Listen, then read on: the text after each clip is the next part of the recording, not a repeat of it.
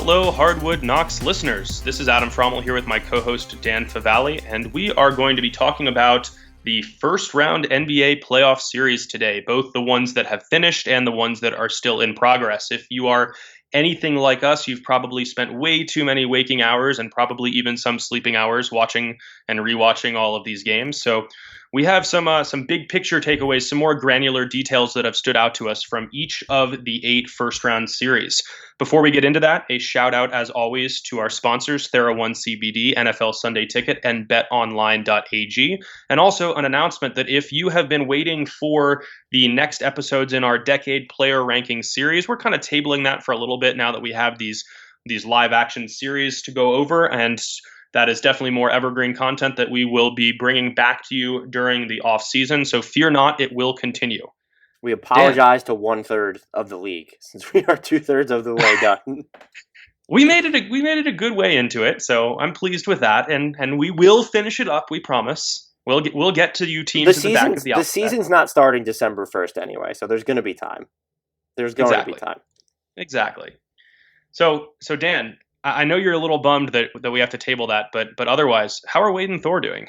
Wade and Thor are little terrorists. I love them very much, but I also hate them at the same time. They party crashed a work video call I had yesterday. I made a complete fool of myself because I was trying to not say anything, play the mute game, and then I was called upon to bring something to the table, and I was like, I'm just listening today because I couldn't think of what to say when I should have just said I have these little a-holes over here who are all of a sudden just barking for no reason. But I do love them. Having puppies is awesome, and I'm very lucky, but there are just some times where, I could do without the puppies. How are you doing?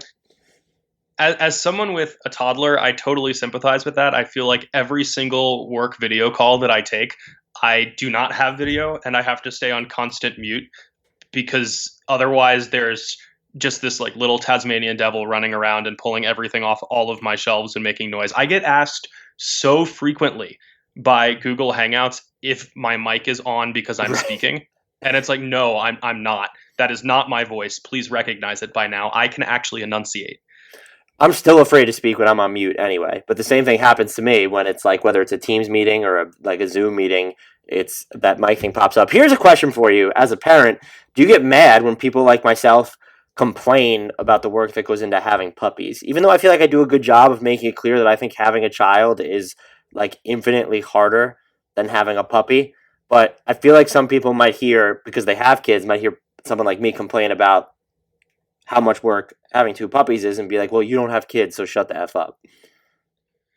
Honestly, not really. I think one of my biggest realizations as a new parent, I have a 20-month-old, so I guess fairly new at this point, is that I've stopped caring what other people think and say quite as much because I have to be so focused on the situation at hand. So it's like, at first I was so worried about like being judged and what other people thought of everything, and now I just like don't give a shit, and it's great. I've heard that happens with being a parent, so that must be a liberating feeling. So speaking of not giving a shit, let's start with the Philadelphia 76ers and the Boston Celtics as our first round series to go over. Oh, you're jumping around. That was a great segue though, wasn't it? I was really pleased with that one. That was a good segue. All right, so if we're bouncing around, what's your takeaway from this series? More changes are necessary than I thought for Philadelphia, I guess. Just it was always going to be hard to come up with takeaways from a series without Ben Simmons, who is so integral to everything that Philadelphia does on both ends of the court. But it also felt like the supporting cast was even more exposed. If Al Horford and Tobias Harris, as much as they're being paid, aren't capable of shouldering more of a load, and it kind of pushes Joel Embiid to get his without necessarily bettering the team. That's not to say he didn't make the team better when he was on the court, but there were concessions that he could have made to get his teammates more involved, to get them into more of a rhythm. If that's what's happening, I think more of a blow up is necessary than I originally thought, which we're already starting to see happen with Brett Brown fired and more changes coming to the front office. Yeah, I think that series, particularly without Ben Simmons, nothing about my impressions of the Sixers has really changed. You don't trade Joel Embiid or Ben Simmons. If we're fast forwarding, I'm not suggesting you break that up. if we're fast forwarding 2 to 4 years down the line and like it hasn't worked by then, like then maybe you start asking that question. But you have yet to surround them or optimize their skill sets. I know they're not the cleanest fit. They're still two top 15 players, and you don't get rid of that. And so the question for them now becomes, can we get rid of some of these other expensive players? Because how else are we going to have the flexibility to move about the roster? And I don't know, particularly after this coronavirus pandemic, that they're going to be able to offload that type of money. Tobias Harris is owed. Thank God he was okay after that fall in Game 4, by the way. I don't know if you saw that when his face hit the floor, but that terrifying. Was just absolutely, it was terrifying. He's owed, I think, like 4 years and $150 million still, and then Al Horford has $69 million guaranteed over the next 3 years. It could be up to $81 million, and I don't know how you get that money off at a time when teams are going to be worried about their capital and with revenues declining. And so, people are mentioning the Kings for Al Horford. If I'm the Kings, I'm not trading Buddy Hield straight up for Al Horford after the way that he just played this season. And yes, I do think he'd be more valuable playing as a 5. I think he can still be really good somewhere else, but that's the issue you're dealing with. And so can you use Josh Richardson to get off of a Horford or Tobias Harris contract? Was Josh Richardson even good enough this season to do that? Is this a situation where would you do Andrew Wiggins for Tobias Harris and Josh Richardson? If it's Andrew Wiggins and Kevon Looney for Josh Richardson and Al Horford, are you doing that trade? If you're the Sixers, those are things that you might have to think about, because no, Andrew Wiggins' contract isn't good. He's actually owed 3 years and I think $90-something million, so it's more money, but he's a wing that you need, and maybe he gives you a better chance at working in the long term. And Wiggins, just to clarify on that, is 3 years, $95 million. So his contract's worse, but those are the things they're gonna have to look at. But you have to break up the supporting cast first. Figure out a way to do that. Are you willing to give up Matisse Thybulle to do it? Are you willing to give up future first to do it? Those are questions that they're going to have to ask themselves, because bringing in a different coach, revamping the front office alone, and then subsisting on mid-level free agents and veteran-level free agents isn't going to do it for Philadelphia, because they need like an infusion of talent, complementary talent that's just definitely greater than the resources they have to go get. And I honestly don't know if there's also like a surprise move out there where you can, step ladder the salaries and attach future picks, where you're using, Mike Scott's $5 million deal plus Zaire Smith at 3.2. That's 8.2 million. You could take back a little bit more expensive player, include a first round pick. Is there a deal like that out there? Like maybe something like that could get you towards a Rudy Gay, but I don't know how much he would help this team either, because it feels like they need more of like a guardish ball handler who can also shoot, as I ramble on there. If you're going to keep, Tobias Harris and Jason Richardson, and Rudy Gay just wouldn't fit that bill for me, and you have him for 1 year. You can't give up a first round pick in that scenario. I just don't know what scenarios are on the table that aren't close to nuclear, because I would say greasing the wheels of an Al Horford or Tobias Harris trade could end up being nuclear if you have to include future assets and you're sort of settling on the return. It's amazing how far we've deviated from the original process, which so much of that was about acquiring all of the picks that they could possibly get and cycling through one player after another, as we saw Brett Brown mention in his exit letter. And now it's the exact opposite, where you have these two core pieces and you have to put better things around them. And the only way to do that is going to be greasing the wheels on these trades. So instead of doing everything you can to acquire another second round pick, it's going to be you're using your second round picks to move these pieces. And it's a condemnation of the Colangelo regime in particular, that rejected Sam Hinkie's vision in such a dramatic and non-beneficial way that you have to course correct in the exact opposite way that you originally intended. Yeah, the fact that you just can't even like fathom what's going to come next for them, because their payroll is just so tough to figure out. Like, the gravity of their situation is essentially this: that next season, when Ben Simmons' max extension kicks in to we'll call them the core 5 players, Tobias Harris, Al Horford, Embiid, Jason Richardson, and Ben Simmons, they're costing you $131 million, which is going to be above the tax line next year. At this rate, basically. I think the luxury tax this year, let's say they keep it, was 132.6. You're going to be right at the tax line for those 5 players. That's a difficult situation to be in, basically, no matter what. But the fact that your 2 top players aren't the cleanest fits, and then the other players that you're paying, Horford and Harris, might not be worth their contracts, it's a problem. for them. I don't want to focus too much on the Sixers, though. My one takeaway for the Celtics would be, well, I guess two. Jason Tatum is an absolute boss. We'll see how he does, though, we're going to get Raptors Celtics. They have more bodies that they can throw at him defensively. The other thing, Kemba Walker's knee might be doing okay. I know he's not hitting enough of his threes. He was at, I think, 29.6% for the series, but that pull-up jumper, man, and what he can do off the dribble, it's just he's so smooth. And I think the main difference that you see from him and Kyrie Irving, and maybe there's two, is that he's still trying on defense, Kemba Walker, never been a good defender. And I know Kyrie Irving's first year in Boston, he really did work at the defensive end. But Kemba's always tried on defense, and you still get that from him. And then just, even when he's working in isolation, it just doesn't feel too out of the context of the offense. And he's just holding onto the ball less. He's going to be willing to work off of it more. And that just makes it so much easier to fit everyone else around him. Jaylen Brown, Marcus Smart, Jason Tatum, the whole nine. On a far smaller note, I picked the wrong front court player as a guy I wanted to see more of going into this series. I wanted to see more of Robert Williams, who wasn't that effective when he did play. Now I want to see more of Grant Williams. He only played 39 minutes over the 4 games, most of which came in game 2, but he looked really good during that brief time on the court. He made all 4 of his threes. He looked like he knew where to be on defense, which is half the battle in that system. I would love to see him continue to get some off the bench minutes going forward, because the athleticism and versatility that he brings is important to this team, especially as they continue to piece together ways to handle the front court.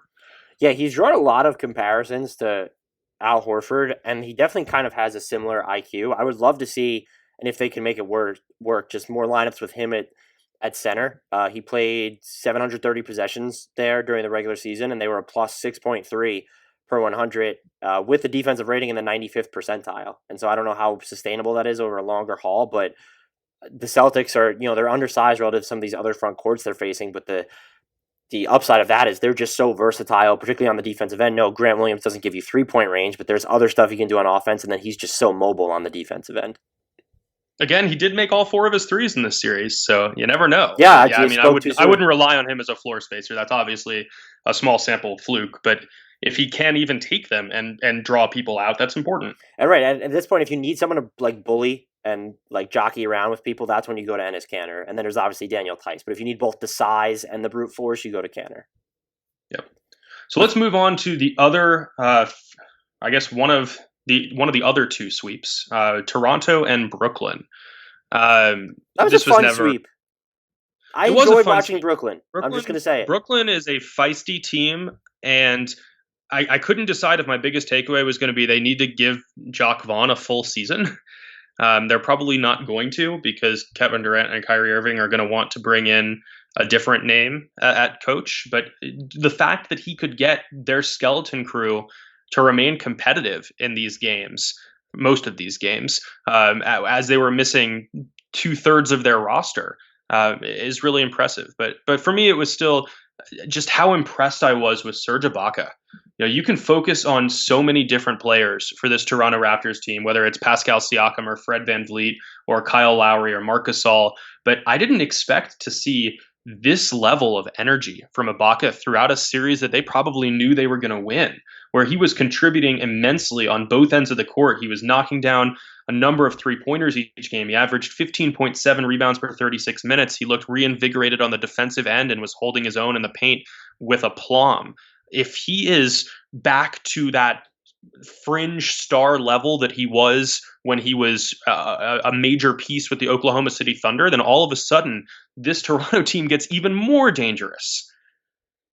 Yeah, look, he's been quite solid for them all season too. And if you give him can he get his 11 to 13 shots a game, then I just feel like he's going to be on fire for you. It's where you kind of ask him to maybe do less on offense or be too complimentary, where he might run into some issues. But for me with Toronto, I don't know if this is so much a takeaway because I was super high on them coming in, but they might be more dangerous than we even thought, because this is the Nets defense, and I know Brooklyn has always traditionally overachieved on defense under Kenny Atkinson. It doesn't matter that it was Jacque Vaughn. It wouldn't matter if it was Kenny Atkinson. They just didn't have the personnel. They were so small. And especially in the minutes they didn't have Jared Allen on the floor. Toronto's half-court offense, though, like, looked okay. And if you're the type of passing they're getting from Pascal Siakam right now, like, they're going to be able to put some real pressure on in the half-court. You combine that with their defense, which is just frenetic as hell, and then what they can do to you in transition. I would still pick the Bucks in a 7-game series, and maybe this is tipping my hand in the Celtics-Raptors series that's already scheduled, but I feel increasingly worse about that pick. Like, the Raptors, you and I have known they're for real, and I think basketball nerds have known they're for real for a while. Maybe the more casual fan, which is, if you're a more casual fan, we welcome you. You're always fine. They might just be catching on to how dangerous they are, but they might be more dangerous than even the people who thought they were dangerous, like, believed. And that's just where I'm at with them. And to move to the Nets for their takeaway, which will be a quick one for me, you mentioned Jacques Vaughn might need a year. Definitely not going to get it. I hope he's at least considered, like, heavily throughout the process, because the body of work he did, like, it felt like an extension of Kenny Atkinson during the playoffs with this skeleton crew. And that's not to say that, Kenny Atkinson deserves credit for this roster. This is not the roster that Kenny Atkinson was coaching. And so Jacques Vaughn deserves a ton of credit for it. The fact that he was able to put together the job that he did and, keep the players engaged, and he was willing to experiment with lineups, I hope he's considered. I don't think he'll get the job. I hope he's at least seriously considered. But to your point about needing a year, you need to keep the lion's share of this supporting cast together for me next year and see what it is around Kyrie and KD. If you need to make changes around the trade deadline, go ahead and do it. I know there's the question of, one, Karis LeVert, didn't shoot too well inside the arc, but he hit 43% of his threes and averaged 9.5 assists per game in 4 games, just as their primary option. He's going to be more dangerous in a secondary role. Now the question becomes, because he had the ball so much in his hand, all the stuff he's doing in the mid-range, all the passing that he's doing, does it matter as much alongside Kyrie and KD? My answer is, I don't technically know. You're going to need him to be more consistent on his catch and shoot looks, but right now, the game is so predicated on having these guys who can create something out of nothing. He's one of those. And if you have to deal with availability issues from both Kyrie and KD, he helps. And if KD is substantially lesser of a player, he helps as well, because you're not going to then get Kevin Durant creating stuff out of nothing as often. Now, you throw Spencer Dinwiddie in there. I know it gets complicated. I don't care. We need to see it. And also TLC, they have him on a non-guaranteed, like, minimum contract for next year, basically. What a find that was. I know he struggled towards the end of this series, but he was shooting lights out during the actual bubble from 3. And so to just kind of stumble into maybe some extra wing depth, like, that's just absolutely huge. And there were minutes where he was playing the 4, not exactly well, but, like, that was happening. That was happening in the Disney bubble. Before we move on to our third of the Eastern Conference suites, I did want to add one more point on Toronto, kind of building off what you said, which is that Nick Nurse, the now official coach of the year for the 2019-20 season, has done such a fantastic job showing creativity on the defensive end with weird matchups and cross-matching and doing all sorts of novel things that keep opponents off guard. But we're seeing more and more in the playoffs that he's doing it on offense too. Having Kyle Lowry, Pascal Siakam, and Fred VanVleet playing such important roles as facilitators means that your offense, especially in the half court, which is so important in the postseason, can come from all different directions. They have 3 of the 21 players averaging at least 4.8 assists in the playoffs, and that's ridiculous. They're just bonkers right now. And look, we have to see how they hold up against a better defense in Boston, but man, they are coming. And that, if we get Bucks Raptors in the conference finals, that's not going to be easy for Milwaukee. I'm not even sure that I want to discount the offense because they played the Brooklyn Skeleton Crew, because it seemed like their offense wasn't so much a product of poor defensive effort or execution so much as extremely potent offensive execution that works regardless of the scheme you're facing. Like, good offense is going to be good defense in the NBA. And when you are executing with perfection in all of your sets, like Toronto has been, it doesn't matter who you're playing. You're still going to produce. Right. Yeah, I mean, you're absolutely correct there. So what do you have for us in the Miami Heat over the Indiana Pacers in 4 games? So I'll start with the Pacers. I feel like they kind of need to ask some, even though we never really got to see them at full strength this season, they just have some weird, like, wholesale questions to ask now. Miles Turner played fairly well in this series, but I do feel like the Sabonis Turner front court, they've proven that it can work. I don't know if it can work at the mountaintop of the NBA level. And so you have to ask a question about that. Victor Oladipo, free agent in 2021. You still don't really know what he is following that right quad injury. He had his moments during the Miami series. Shot selection, though, was kind of off. I saw Pacers fans on Twitter that were not happy with some of his late game decision making. What are you going to add to this team with your mid-level exception? You have Justin Holiday's going to be a free agent as well. There, and you're not going to have Jeremy Lamb next year, or for at least most of next year.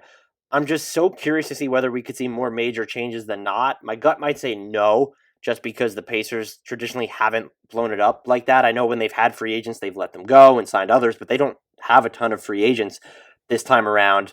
I think Nate McMillan definitely deserved his extension, but I feel like they need to get a little bit more, creative on the offensive end. It might just be a simple matter of, upping their 3-point volume. That's something we've talked about for a while, but I also really, we might have seen some of the best idea of the Pacers when they're running with just one big. And it wasn't enough to go against Miami. If you have Sabonis, that's a far more interesting series to me to go up against Bam Adebayo. But I still think that long term, this roster just feels a little bit uneven. And I don't want to belabor the Turner-Sabonis point because they were a net plus when they were on the court this year. They've shown it can work. And anyone who says it can't work is just overstating that position. I just don't know if it can work at the level that the Pacers need to be. And then I just don't know what's going to happen with Victor Oladipo. He's extension eligible too. Things were weird with the way he returned. Like it felt like the Pacers weren't really releasing the information. It was like from his camp. So I don't know if there's maybe something going on, but behind the scenes there, are they willing to entertain trades for him if it comes to that? If he's not willing to sign an extension or if he shows an inclination to leave, am I overblowing this entire situation? Pacers fans are free to go at me there. Bright spot for them, though, is definitely the way that TJ Warren performed. You maybe want to wonder when this team's at full strength, like, are they going to be able to get him as many shot attempts where he's at 17 attempts per game in the playoffs and taking more than Victor Oladipo? I don't know, but definitely a bright spot for them.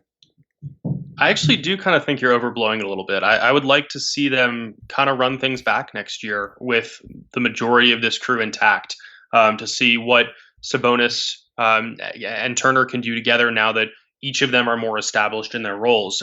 There was so much in flux for this Pacers team going against a really good Heat squad. You're still adjusting to TJ Warren being your primary scorer. You're trying to bring Victor Oladipo back. You're dealing with not having Sabonis for the first time in a while. There were so many variables in play that they didn't know how they were going to react to. And I still believe in the talent that is scattered throughout this roster. I would like to see them kind of follow the Oklahoma City Thunder mold a little bit more and use more 3-guard lineups with Malcolm Brogdon, Victor Oladipo, and Aaron Holiday. Holiday was really impressive to me throughout this series on both ends of the court. It seemed like he played under control. He showed a developing shot. He was a tenacious defender against a lot of tough assignments, and I want to see a lot more of him next year. That was probably my biggest smaller level takeaway for the Pacers during this series. And if he can grow into another capable piece, plus a little bit more continuity than they got to enjoy in the bubble, I don't know that I'm ready to make any major changes here. Look, I mean, they went to that 3-guard lineup a lot. During the restart in general, and it really wasn't that effective. Maybe there's more there to plummet, but I think that's the thing for me is that Brogdon was struggling with his shot a little bit. Oladipo is trying to work back in. I've seen enough from those guys individually, and I think that their games can mesh. That I would like to see more of it in a better situation. Yeah, I mean, I love smaller lineups, so you could maybe if you have your full personnel and can do more things with it. I'm at the point where I would try and break up the Sabonis Turner pairing, or maybe can you get one of them to come off the bench at this point if you wanted to go it that way rather than trying to stagger them from the or even just more rigidly stagger them. You could start them both and then stagger them more. That's something that I would do. I don't want to see them busted up entirely, though. I just feel like they do have probably more questions than a team in their position who just kind of spent in free agency last year really should, in part because you're dealing with the Oladipo stuff. Lamb is injured. Brogdon was banged up this year, and the Sabonis-Turner issues were always going to kind of loom over this team. For Miami, I will say we have to kind of see how they do against a team that's going to put more pressure on the rim. But the Bam Adebayo just fully going all 5 lineups where you're going to have Jay Crowder or even Iguodala played some for in this series. Like, it was the defensive returns where the offense was good. The defensive returns, though, were a lot better than I had expected, a lot better than what we had seen in the regular season. When Bam Adebayo was at the 5, they were still allowing Indy to get to the rim 34.4% of the time, which is high. And to do that against a Pacers team that's not going to put an exponential amount of pressure on the rim to begin with was a little alarming to me. But they did a good job protecting the basket, even though there was volume there. And so they're going to be, if those lineups are going to hold when they go up against presumably Milwaukee, they might be a bigger problem than we initially anticipated, or I'll say I initially anticipated. And look, if Jimmy Butler is just going to decide to now hit the occasional three after not doing it during the regular season, that's just huge for them. And then Goran Dragic going bonkers. Duncan Robinson, for the most part, proving that his game is going to translate to the playoffs. And now people are talking about him. Is he a top 50 player in the league?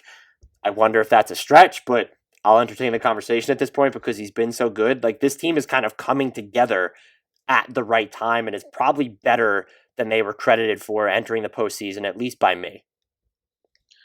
I picked Miami to win this first round series, I think in 6 games, if I remember correctly. It feels like it's been forever since we made those predictions. But I was still a little bit skeptical about their ceiling. And my takeaway for them is a bit more overarching in general. And it's just that I'm ready to say that they're a legitimate contender. I don't know that means that they can beat the Bucks, who remain my title pick right now, but they can absolutely put a scare into them. This team is so good and so deep. It has top tier coaching from Eric Spoelstra, who can get the most out of everyone and ensures a high floor on any given night. And when every single player in your rotation is buying in on both ends of the floor, it's amazing what you can do. I think this is the first time on one of the NBA Math TPA charts I've seen that every single player is a positive. 10 people have played in the playoffs for Miami, and all 10 of them are above that diagonal break-even line. Everyone from Bam Adebayo and Goran Dragic and Jimmy Butler, who we'd expect, to Tyler Hero, who continues to play well during his rookie season, to Kendrick Nunn, who didn't even get on the court until Game 4, but kept a positive attitude and made a big impact in that game. The role players, Duncan Robinson, as you mentioned, has continued to just shoot flames. Every single piece is working right now. So regardless of the numbers, when you have a rotation that deep with everyone buying in and Spoelstra coaching, you can beat anyone. They're going to have cap space this summer too, at a time when it's terrifying. Cap space. I don't know if they're going to use it because, Giannis is free agency looms, but they're set up. I mean, if we're going to assume that Jimmy Butler is going to be fine, what is interesting though is that Goran Dragic is one of their free agents, and he's like kind of important to what they do, particularly if you want that secondary shot creation. And so I don't know what he's going to get paid. Can they get him on a balloon 1-year deal since no one's probably going to offer more than the mid-level over a couple years? That might be the route to go if they're preserving cap space. So that's just something to monitor. Still so early. They're not in free agency mode yet, though, folks, because they're very much, even though they're probably going to face the Bucks, that's a series they probably feel that they can win, and it's one that I actually think will be highly entertaining. I agree. The Bucks do have to get past the Magic first, though. It kind of seems like a formality at this point because they're up 3-1 and have been thoroughly dominant in the 3 games since losing the playoff opener. I feel like it's kind of hard to have big takeaways here just because the Magic are missing Jonathan Isaac and Aaron Gordon and Michael Carter-Williams, who's obviously far less impactful. And it just seemed like with that 122-110 win in Game 1, they just kind of woke the Bucks up. I always hesitate to say that a team is kind of sleepwalking through a game, but it felt like they were. It felt like they just assumed that they could coast through this first round, and once they realized that they couldn't, we've seen this historically good defense just put the clamps on everyone. Nikola Vucevic is continuing to get his numbers, but around him, there's just not enough. So it's been hard for me to generate takeaways just because this is very clearly a mismatch. The 2 things that I took away, I'll say one for each team here. It still bodes well for the Bucks. This was not one of them, though, that Brook Lopez is still hitting his threes, but they need to get Chris Middleton involved more. And I've been catching shit because excuse my French there, because I ranked him as a top 10 player during the regular season, saying he had a top 10 value, which I thought was fair relative, especially to all the superstars that were injured or didn't play a ton of games this season. Now, that being said, the knock on him has been that he doesn't have that it factor of most number twos, and he petered out in the Raptors series last year, but also so did Giannis. And now this year, through 4 games, 13.5 points per game, slashing 38, about 38% from 3, 37.5, and then he's shooting 58.3% from the foul line. He's shooting 31.3% on his twos, which is just terrible.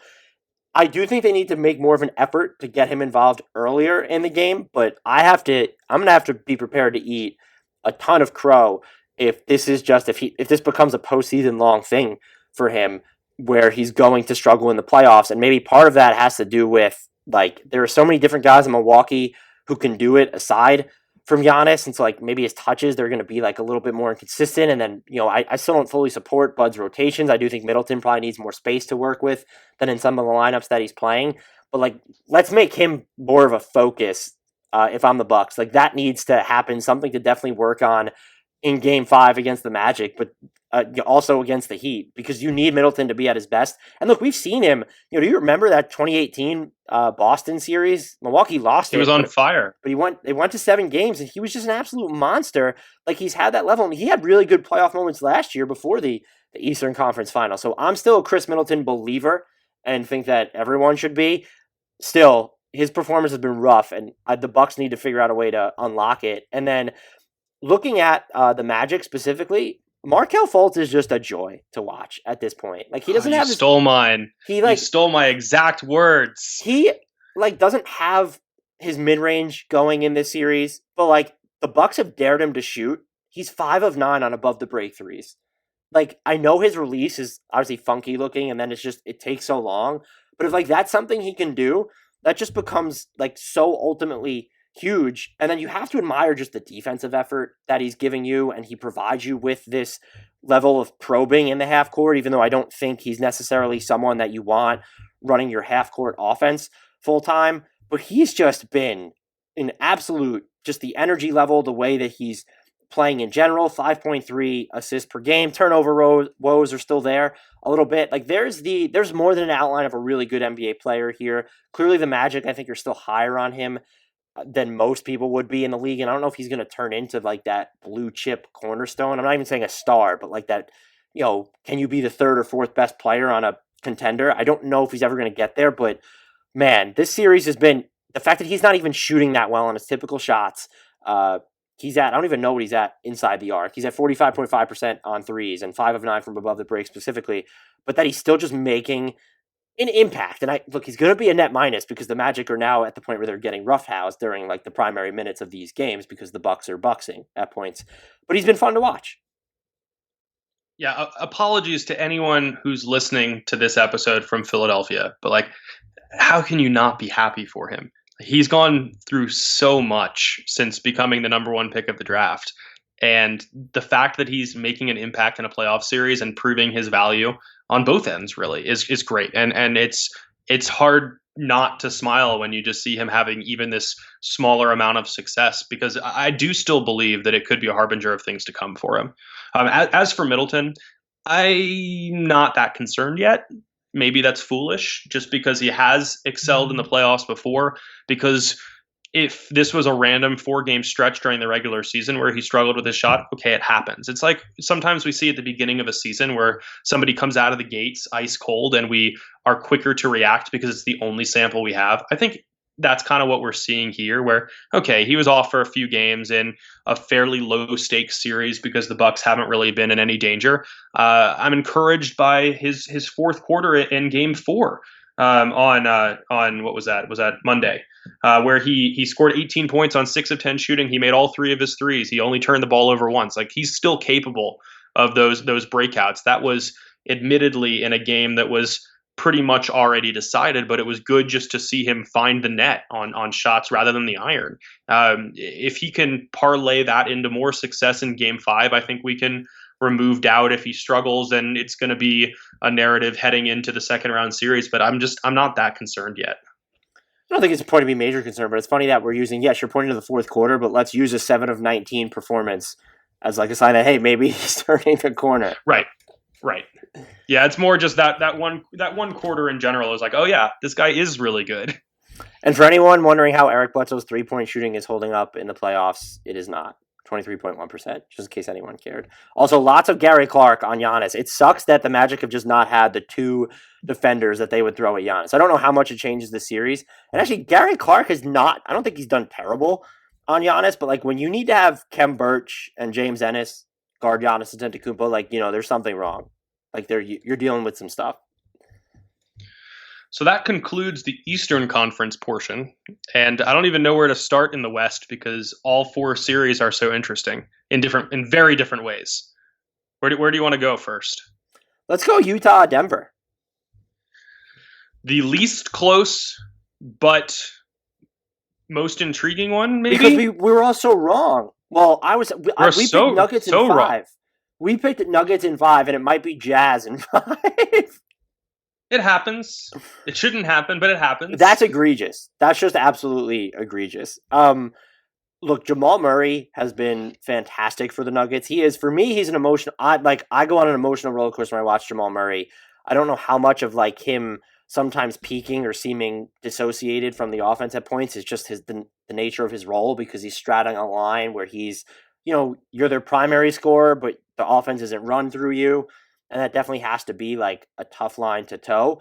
But through the first 4 games, 28 points, slashing 52.5, 52.9, has not missed at the free throw line yet, doesn't get there too often, 6.5 assists. He's just been absolutely amazing. And look, Nikola Jokic on offense has been good himself. The defense has been, I'm going to just say, a little rocky. Like, he's had some weird issues with Gobert, which I find bizarre because, like, what Gobert is going to do on offense, and there's not a ton of variance there. So those struggles have been a little bit weird to me. Maybe it's good that it felt like Paul Millsap towards the end of game 4, like, was doing some Paul Millsap things again, because people were out on him.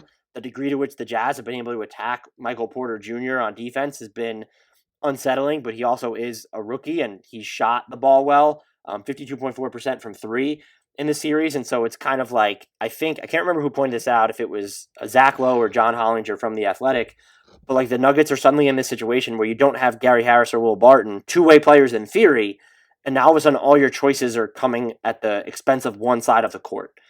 And the Nuggets are going to have to look at this roster if they end up losing this series. I'm not saying like a major blow-up. Like, Jokic and Murray are your core players, and I think that Michael Porter Jr. has played his way into your future. Are you going to be able to make other moves on the margins? Can you make a trade, a semi-significant one, without having to include a Murray or Porter? I don't really know what name springs to mind there. Can you add anybody with the mid-level exception? What are you going to do with Paul Millsap and Jeremy Grant? My guess would be Grant is back, that Paul Millsap is not.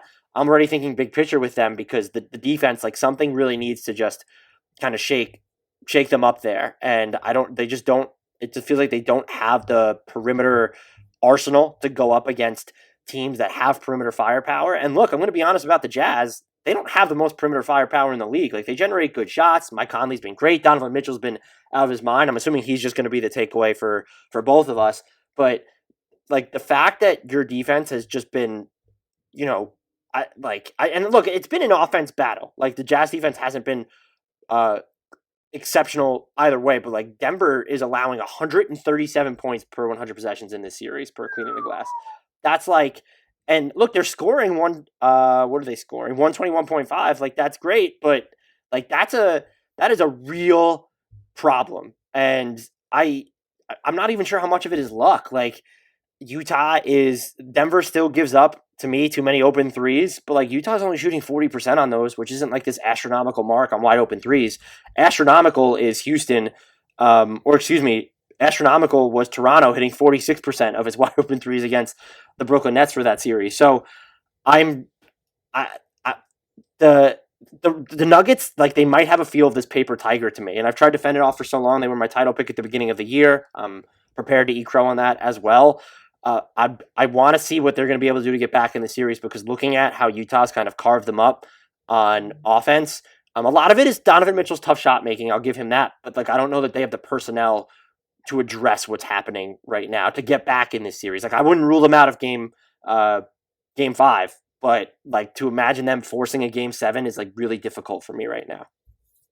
I agree. I'm going to avoid picking Donovan Mitchell as my big takeaway for the Jazz, just because I think that's pretty low-hanging fruit. It's pretty obvious how good he's been when he joins Allen Iverson and Michael Jordan as one of 3 players in NBA history with multiple 50-point games in a series. That kind of speaks for itself. I'm thrilled to see how successful Mike Conley has been, and he elevates their ceiling so high. If he's playing with confidence like he is, I mean, he's averaging 26.5 points and 4 assists in the 2 games he's played during this series, despite coming off a layoff and having to adjust on the fly in a playoff series. He's made 11 of his 16 threes. That's 68.8%. Obviously, that's not sustainable. It's still really encouraging when he struggled with his shot throughout the regular season. He has no turnovers in his 56 minutes, which is also really encouraging to see after he struggled during the regular season. The Jazz are 22.4 points better than the Nuggets per 100 possessions when he plays. That's a 12.7 point per 100 possession net rating swing, which is a huge margin, especially given how successful the bench has been. Just with him on the floor, they've been so much better. And this is kind of the team that we were envisioning at the beginning of the season. You said that the Nuggets were your finals pick. My finals pick was the Jazz over the Sixers at the start of the season. Obviously, the Sixers part did not age well, though I at least have injuries to cite for that one in my defense. But like all of a sudden, the Utah pick is a little bit more feasible with Conley playing like that, and it would have been even more feasible if Bojan Bogdanovic were still healthy. But this team is very dangerous. As for the Nuggets, I hate that I'm about to say this, but trade Jokic. No, I won't go quite that far. But I hate to say this because I like him so much as a person, and I value so much of what he's done for this organization during his time. Mike Malone might need to go. I have too many concerns about what he's been doing with the rotations, the way he's handled Michael Porter Jr. all year, just like kind of treating him with the kid gloves and not really featuring him as a prominent part of the rotation until the bubble, and even then pulling the plug quick. You put him on the floor at the start of games and don't run any plays for him, which just exposes his defense without getting him involved on offense. There are some questionable decisions there, but more than that, this Nuggets team has come out flat in multiple really important games. They've given up in the second quarter of really important games. And this isn't a team that can use that "we're young, it's our first time in the playoffs" excuse. They went through multiple really difficult, really tightly contested series last year with the Portland Trailblazers and San Antonio Spurs. They have been tested. They understand what these moments are like, and to come out playing like you're already defeated is unacceptable. I don't know what more he's expected to do. I feel like I have more to quibble about with regards to maybe the regular season than I do with what's happened in Disney for him. I don't know with the injuries you're looking at, particularly didn't even have Jamal Murray for part of the time in the bubble, but not having Will Barton, not having Gary Harris, Paul Millsap just aging so quickly. It seems like right. It's in no way totally his fault, but those are pretty damning things. They're damning things, but like I don't know what the solution is. Who's the coach that's going to be the upgrade over Mike Malone for Denver? I'm not sure, especially with this roster, but it kind of feels like you're going to need a scapegoat coming out of this one. It's possible. That'll be, again, the big picture stuff with Denver becomes fascinating, where they're not on the Pacers or Sixers level for me, where there's the teardown, but like there needs to be changes made, even though that you don't necessarily need to touch the core product. I don't think I would fire Mike Malone, but I guess he would be someone on the hot seat, particularly if they lose in 5. My thing for the Jazz is absolutely going to be Donovan Mitchell, because he has just been a monster in this series. Also, shout out, the Jazz are shooting over 75% combined at the rim against Jokic and Millsap in this series. That seems good. Just throwing it out there. Seems pretty decent. Donovan Mitchell, his effective field goal percentage on pull-up jumpers during the regular season was 48.1. Not good. Not great. 32.1% on pull-up three-pointers. In this series, 55.2% on pull-up threes, on 7.3 attempts per game. They're accounting for over a third of his shot attempts. Overall, pull-ups are accounting for 57.5% of his shot attempts. He has a 66 effective field goal percentage.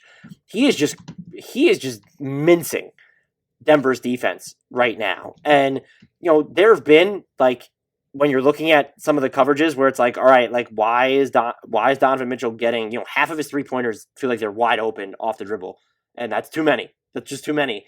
But then it's like he's hit a lot of tough big time shots for this series, and this obviously isn't sustainable. But and look, well, let's talk about the next series. If he's going to play, if he ends up playing the Mavericks, maybe we won't find out. It'd be funny if he ends up playing what might be two of the worst, let's say two of the three worst playoff defenses in the first two rounds. I think you could argue, and it'd be Denver and Dallas. So like maybe he won't face that pressure, but like some of the criticism of him was that he couldn't handle the playoff burden, and he's handling it now. And I know it's different because you have Mike Conley for 2 games, but you've only had him for 2 games. There have been 4 that have been played. And so just kudos to him. His averages in this series, while having dropping 2 50 pieces, 39.5 points, slashing 56, 51, 96.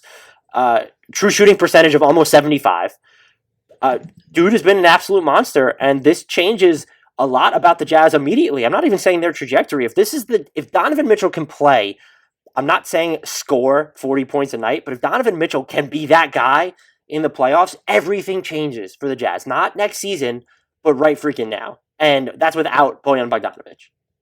Would you put him in the star class or the superstar class at this point?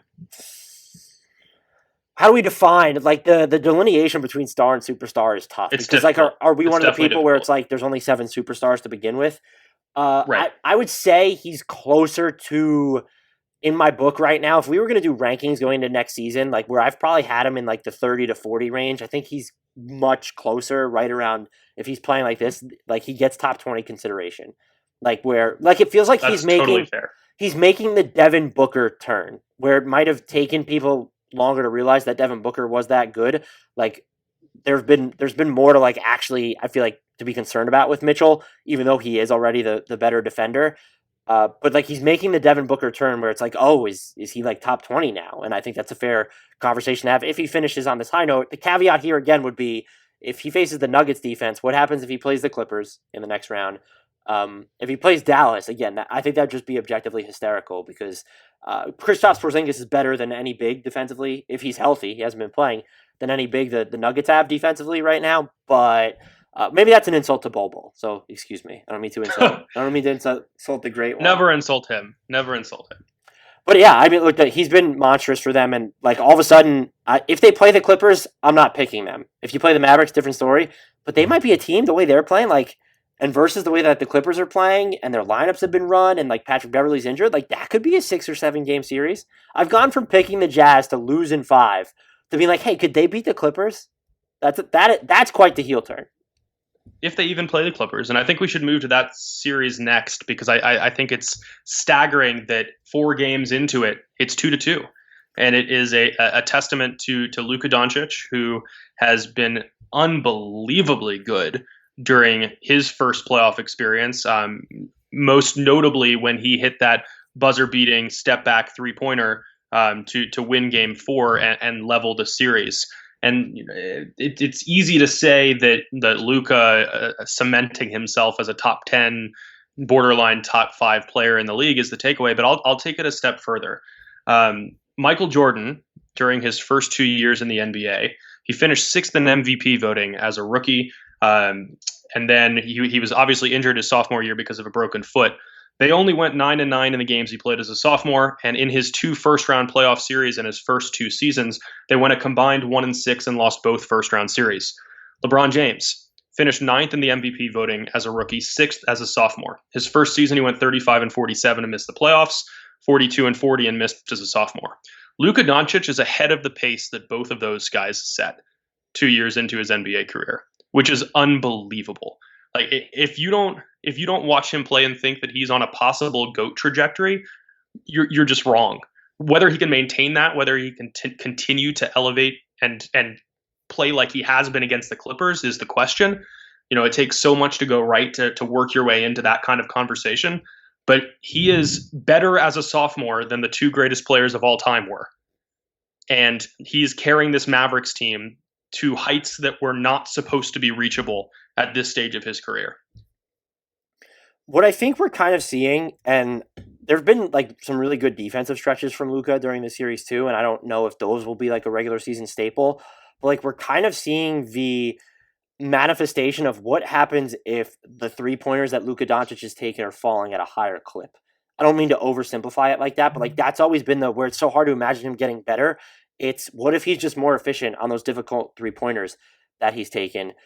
And like this is what's happening now. And the stuff that he's been doing inside the arc is just, I mean, his ability to hit, first of all, his hang time is like freeze frame. It's absolutely incredible. And then his cadence on the dribble where he just decelerates as he gets deeper. That's also astounding. The free throw shooting is weird. Under 70% for the series, has kind of struggled in crunch time with free throws all year. I just find that weird. That's just a random note. But I echo everything you're saying, but I kind of wonder like if this is like, think about the rest of his career, like what this does to the superstar hierarchy where he was already top 5 to 7. I probably had him I think I had him 7th when I did the end of season rankings. He was in that range. That sounds right. Yeah, it was 7. It wasn't lower than 7th, I don't think. Or maybe not lower than 8th. Like, what happens if like Luka Doncic is shooting 38% from 3 and playing suboptimal defense as opposed to like traffic cone defense? And like, look, game 1 he played like pretty bad defense, but it's funny that it felt like his defense like kind of improved a little bit after his ankle injury. But even like that's just negligible, and that might be open for interpretation. Maybe you think he still sucked, but like he's probably going to turn the ball over less in the regular season. And if he hits his threes at this clip, like what is Luka Doncic? Is he now just the consensus future best player in the NBA?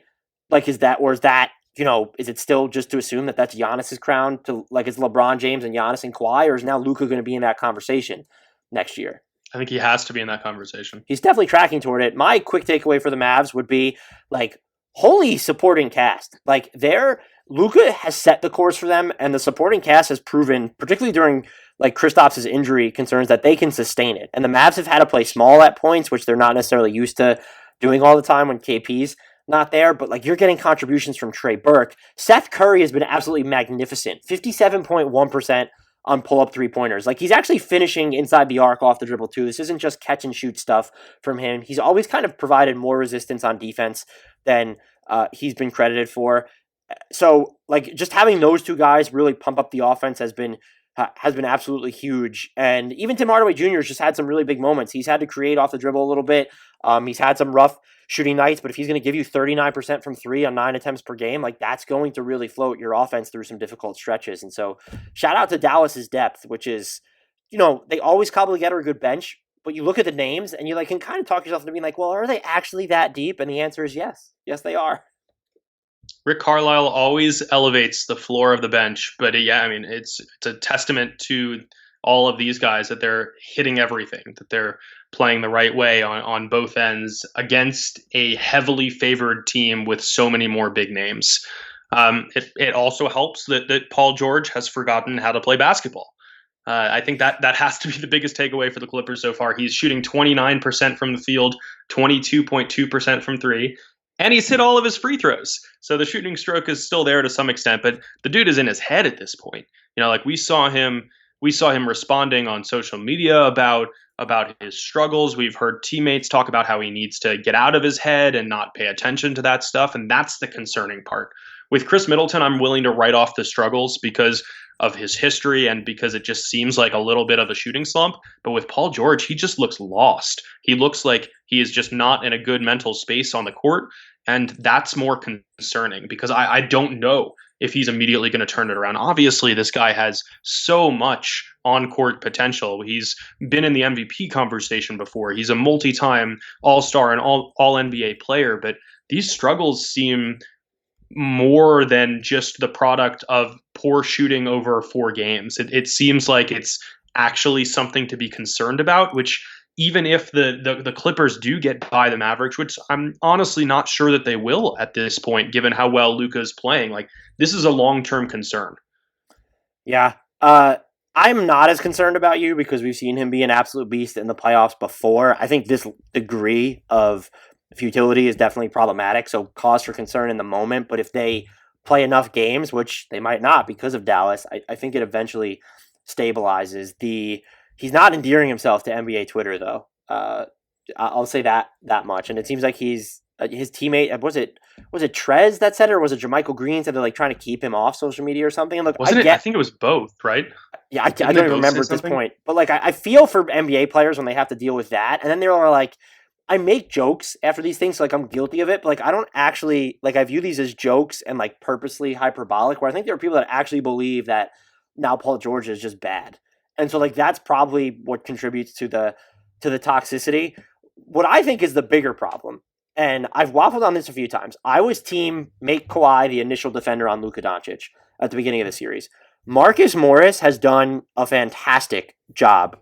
Oh, relative to the job that he has to do, because guarding Luka is not easy in that role. This data is imperfect, but the Mavericks have scored as a team 52 points on the 54.5 partial possessions that Morris has been the defender on Luka. That's averaging about 0.95 points per possession, which is that's a terrible offensive rating. So that's kudos for the Clippers. It is astronomically higher when you start looking at what Kawhi and Paul George have done. Now, so and I'll just use Kawhi as an example. The Mavericks, when he spends time on Luka, the Mavericks are averaging 1.16 points per possession. And then Paul George, I won't even go into that number because it's astronomically high. And actually, I don't want to pile on, but I'm actually going to go into that number. When Paul George spends time on Luka, that number is, as I calculate this in real time, since I wasn't planning on citing it, since I was going to be nicer to Paul George, I think it's a 456 offensive rating. Does that sound right? 1.62 points per possession, so 162 offensive rating. That's high. Now that's good, right? Yeah, that's pretty solid. Here's what I'll say: is that, and there are people that know the Clippers more intimately, have probably seen more of these games than I have all season. The switching stuff, it makes sense when you have certain personnel on the floor. I don't ever want to see a situation where Reggie Jackson or Lou Williams is at any point defending Luka Doncic. I don't want to see it. And it shouldn't be as easy. They've kind of done okay, I feel like, at avoiding the switches with Luka onto big men. Like Zubats has been pretty good for them this series. And so like they're able to switch like before they have to switch. So that can help. Like kudos to them for doing that. But I've seen too much Jackson and Lou Williams on Luka Doncic this series, and it's only totaled between them about 7 minutes on Luka Doncic. That's about 6 minutes and 59 seconds too much for me. So that's the one thing that I need to see. Like, maybe can we go to a point where it's like, is it easier for you not to switch if you just say Kawhi, like just go at Luka? And I understand that Kawhi and Paul George are so much more dangerous when they're allowed to roam.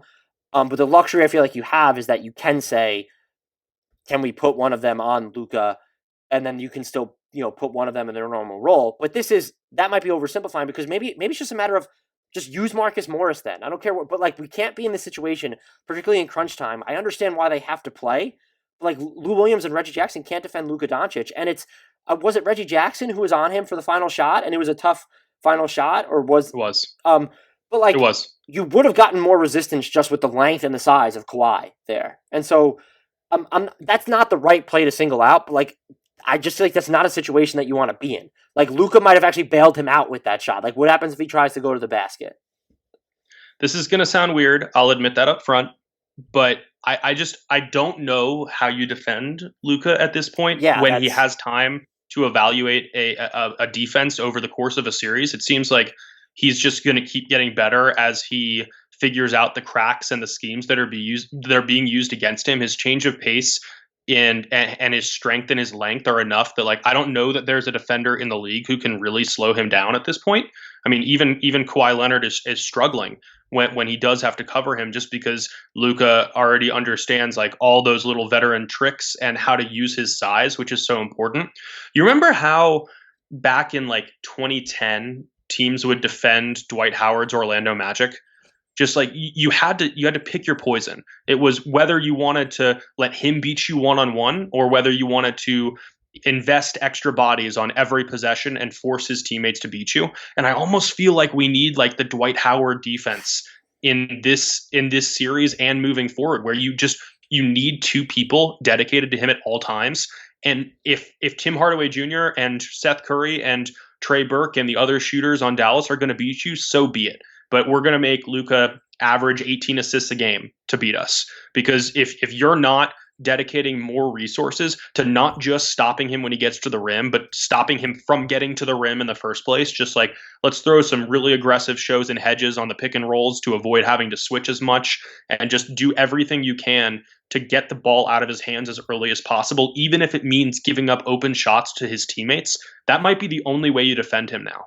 Yeah, and look, that might be the other thing too, is like commit to throwing more traps at him. Like that through the first 2 or 3 games. I'm like misremembering game 4 seems like such a blur because that last shot feels like it was 80 years ago and it just happened. But like it just feels like there wasn't enough of that. So yeah, you're right there too. Should we be moving on to which series you want to go to next? OKC Houston. Let's do it.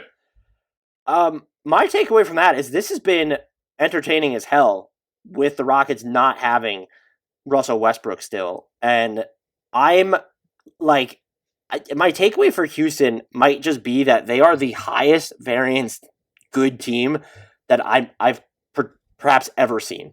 And like, you know that James Harden is always going to be like, even when his shots aren't falling at a high clip, like he's always going to end up being amazing just because of what he can do as a passer.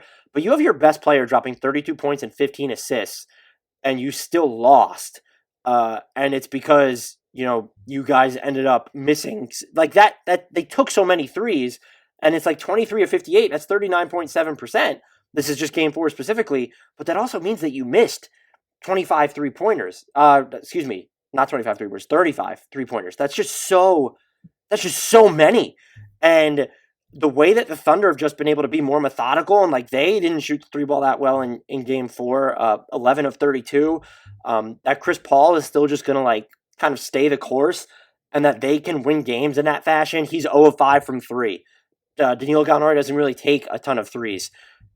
It's just amazing to me. My takeaway for them, though, would be, and they've gone to it already, like you might have to play Steven Adams even less if you want to win this series. And we kind of saw it in game 4. And if we're looking for maybe something just more specific for the Rockets, like if you're not going to have Russell Westbrook on the court for this series, which, kind of feels like a distinct possibility at this point, you need like a more consistent number 2 than like Jeff Green has been their second best player in the series. Is that an overstatement? Like if you want to factor in defense, maybe PJ Tucker is still kind of there, and Daniel House has been really good, but like they need more from Eric Gordon. 20.6% from 3 in this series. It's just been atrocious this year in general.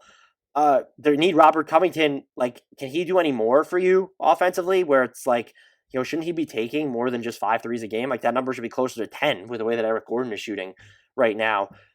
I don't know who I would identify as you need that number 2 to be someone else other than Green or House, because there aren't a ton of options. Maybe I'm just saying like they might need Russell Westbrook back, but then at the same time, does he like throw a wrench in their plans at all? Because all of a sudden, like you're not playing 5 out anymore. And that's a huge difference. And like, yeah, you could have argued that in lineups with Jeff Green, you actually weren't 5 out.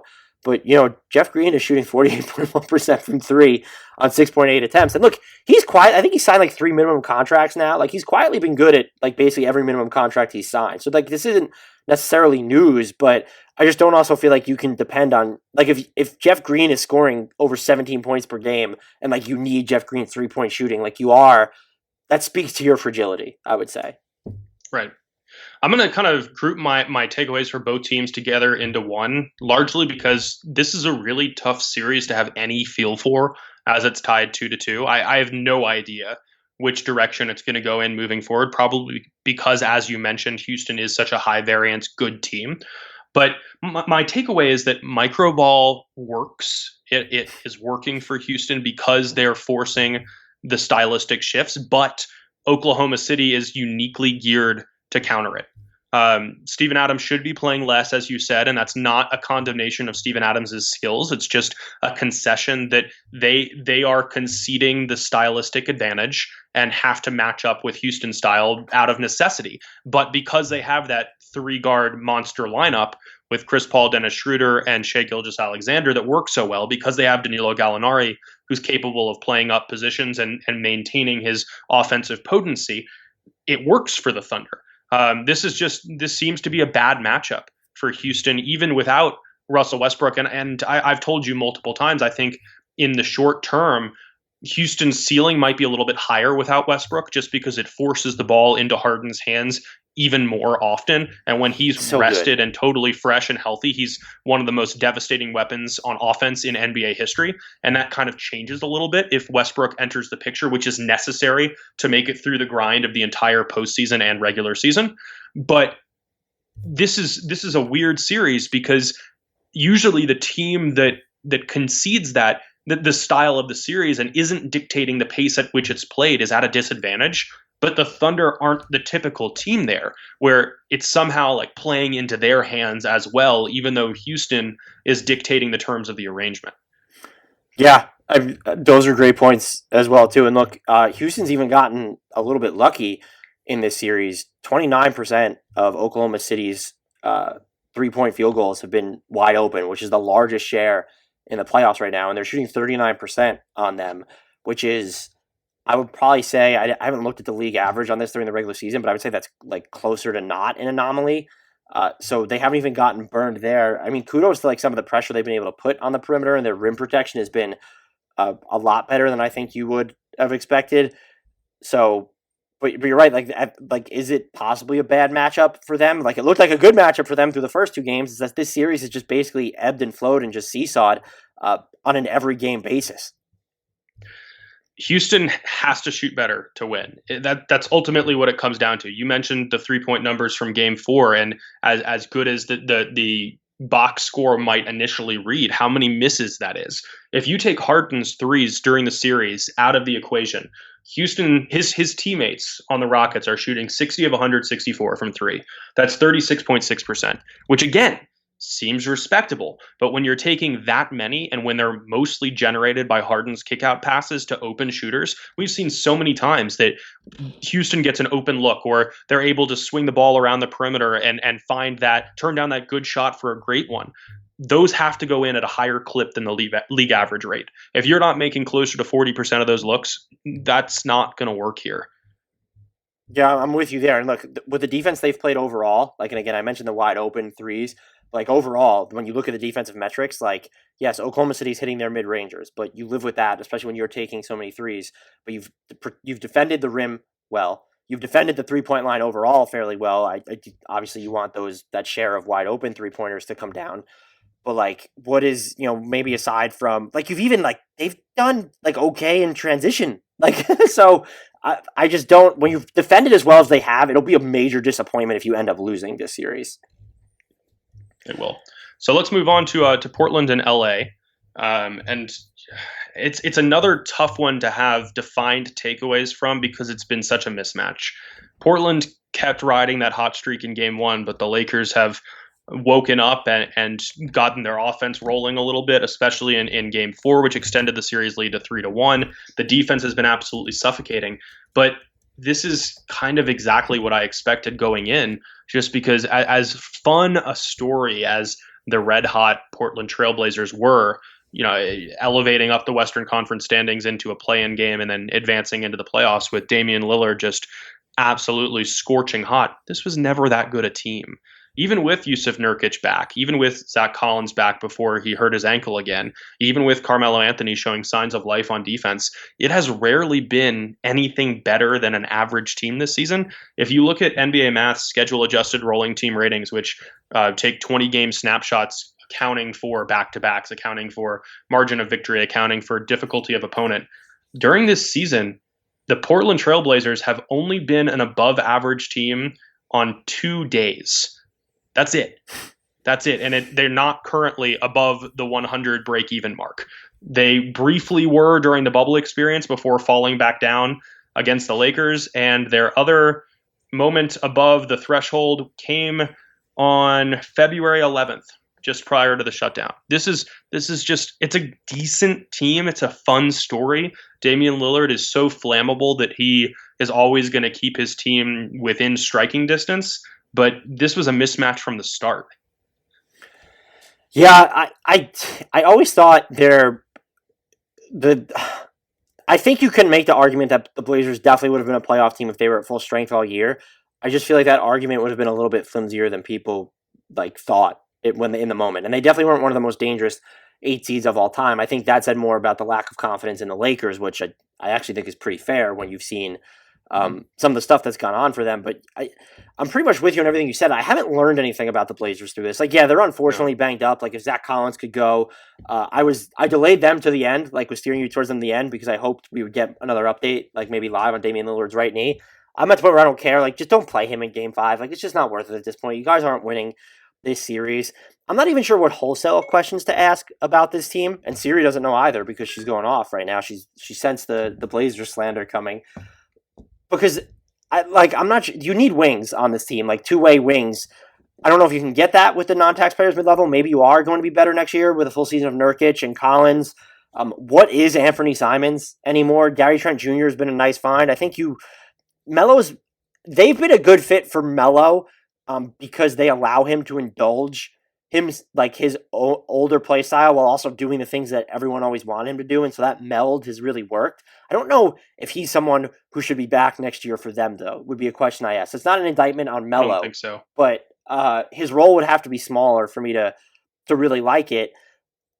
But they do kind of have like this tough offseason ahead. I'm not saying you don't break up Lillard and McCollum. I'm just not there because of how banged up they were this year, and I fully believe that you're not going to get anything close to a fair return for CJ McCollum at this point. Like when you're trading a star or a fringe star, you normally take a hit on the incoming talent, and you're not at a point where you're trying to rebuild.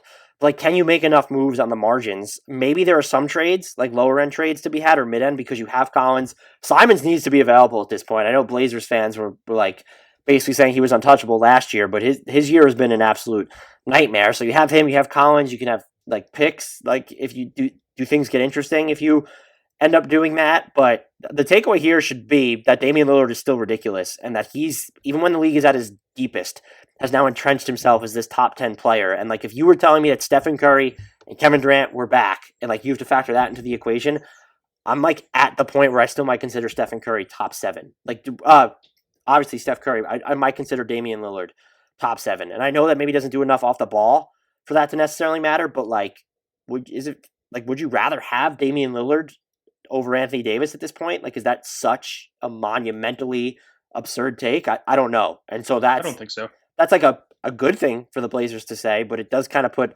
the pressure's already been on them to make this team competitive. I'm just interested to see how they're going to handle the offseason now, because they're in this awkward situation where like, no, their payroll's not the worst, but like you're not going to have cap space either, and this free agency class sucks, and you're not, dripping in trade assets either. So I'm just very interested to see how they handle this offseason.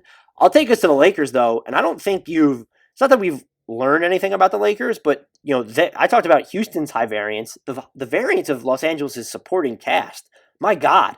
Kyle Kuzma hasn't been shooting well for half this series, busted out in game 4, which good for him. Danny Green has been pretty good, but you've vacillated between, is KCP going to need to be that third guy for you, or we may be seeing a little bit too much of Markieff Morris. J.R. Smith actually had to play some minutes through the first 3 games.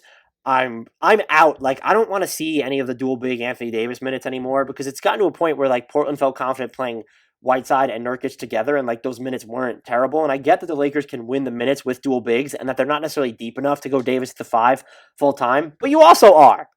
LeBron and Kuzma, you're just de facto 4s. You have Markieff Morris. I don't need to see JaVale McGee anymore. I don't even really need to see Dwight Howard anymore either. So that's something that they might want to consider moving forward. The secondary ball handling is still just really an issue for them. And there are nights when it's not, because they're just so good.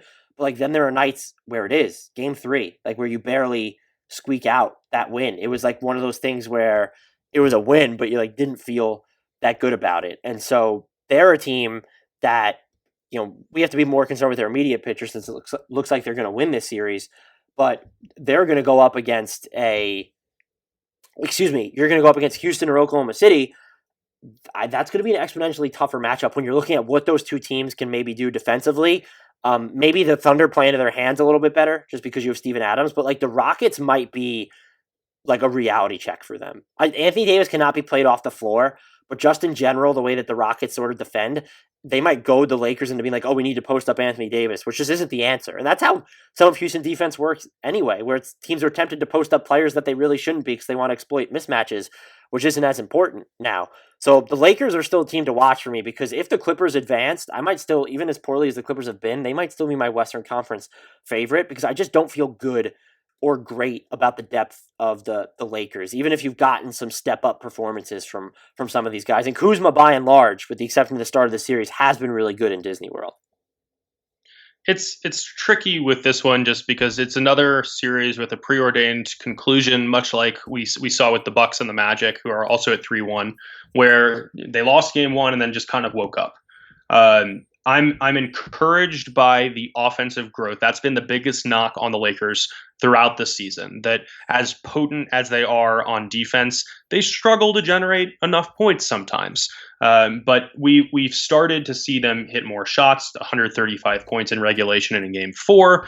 But I'm mostly encouraged by the way LeBron is playing, because it's not the ideal way for him to play. He seems to know that this offense needs to be able to do more if it's going to advance all the way to the finals and win the finals. And he is deferring to a fault. I would love to see him be more aggressive as a scorer in games that really matter. And these are not those. So the fact that he is trying to pass even more and get his teammates into a rhythm, which is something that he hasn't always done because he's just this basketball robot who is just designed and programmed to make the right play at all times. He's seemed to turn that off a little bit in favor of trying to get everyone in a rhythm for games that are going to be tougher in the next round. And the fact that they're showing signs of life on offense while he's doing that means that they might have a higher offensive ceiling than I expected coming into this series. And that, coupled with the continued defensive effort and the swarming 3-level defense that we're seeing against Portland, is encouraging. So even if they haven't been ultra impressive during this first round series, I think there are some signs that, yes, this team is a really dangerous one.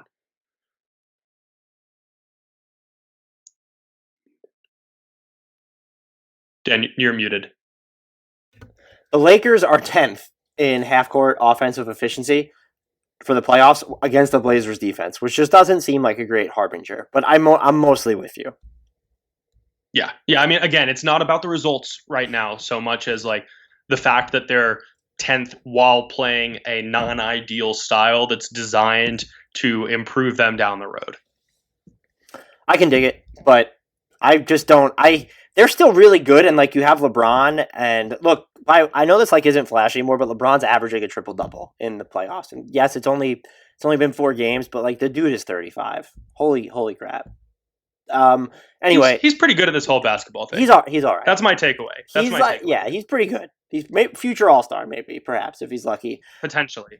But I'm they would still be I'm still grappling between, do you pick the Clippers or the Lakers to come out of the West? But now both these teams, maybe we're reading too much in it, they both feel more vulnerable than I would like if I'm their fans. And so maybe with the Lakers, though, it's like you said, if they're just at this point, if you're going through the motions, where maybe they're just going to be a more well-oiled machine next series. If Rondo ever ends up playing, does that help them? Because playoff Rondo has been a thing. I'm not Rondo's fan, and I don't really think he should be playing, but playoff Rondo has been a thing. So there are just more uncertainties on a night-to-night basis for them than any contender should have. So what you're saying is that you are deviating from your preseason Nuggets pick? Look, I'm just going to stubbornly... do I think the Nuggets are going to win the title? No, but I feel weird. Yes, I should adjust my take for information, but I almost don't want to because, if they come back and run the tables and they win the title, I want credit for picking them in the preseason. I'll stick with the Jazz for the same reason. How about that? Yeah, there we go. I've got nothing else, though, here to offer after this 80 minutes of just going through every single playoff team. We like to talk. That's my other takeaway.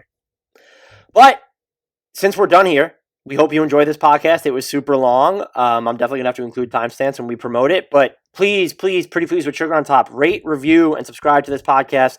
Definitely subscribe and download our episodes wherever you're getting your podcast. That's much appreciated. Whether you use Apple or not, please just go over there, throw us a rating, write a review. It can say whatever you want. It really does help out the podcast. Maybe you don't like hearing us beg for it, but we've cut it out at the beginning of the podcast. So if you've made it this far, please just go over there. We have way more listeners than our rating show. So if you could just head to Apple, whether you use it or not, again, help us juice those numbers. Subscribe and unsubscribe. Help juice the numbers that way. Just keep hitting that button a few times. We'll appreciate that as well. Until next time, though, we leave you with a shout out to the one, the only, and I'm just gonna commandeer this and just say Seth Curry, who has just really been mind melting to me during these playoffs.